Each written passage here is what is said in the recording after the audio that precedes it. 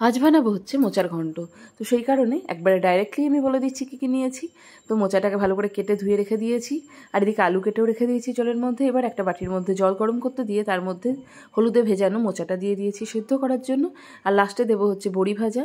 এবার আলুগুলোকে আমি একটা তেলের মধ্যে ভেজে নেব, আর মোচা যেটা সেদ্ধ করতে দিয়েছিলাম সেটা একটা বাটির মধ্যে নিয়ে নিচ্ছি।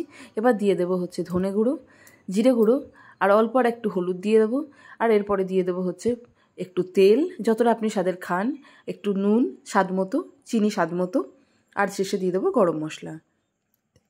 এবার এটাকে ভালো করে মিশিয়ে চটকে নিতে হবে। এবার এরকম টাইপের স্ট্রাকচার একটা আসবে।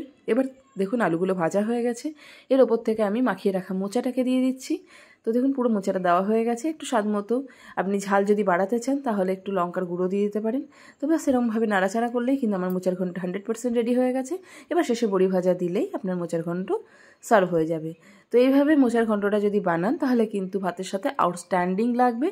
আর যদি আপনার ভিডিওটা ভালো লেগে থাকে তাহলে অবশ্যই একটা লাইক, কমেন্ট, শেয়ার করে দেবেন, এবং আপনার মতামত জানাতে অবশ্যই যেন ভুলবেন না, কারণ কি আপনাদের মতামত কিন্তু অত্যন্ত জরুরি। তো যদি ভিডিওটা ভালো লাগে তাহলে পাশে থাকবেন, এবং অন্যান্য ভিডিওর জন্য বেল আইকন প্রেস করতে ভুলবেন না। তাহলে আজকে এখানেই রাখছি। সকলে ভালো থাকবেন, সুস্থ থাকবেন। ধন্যবাদ।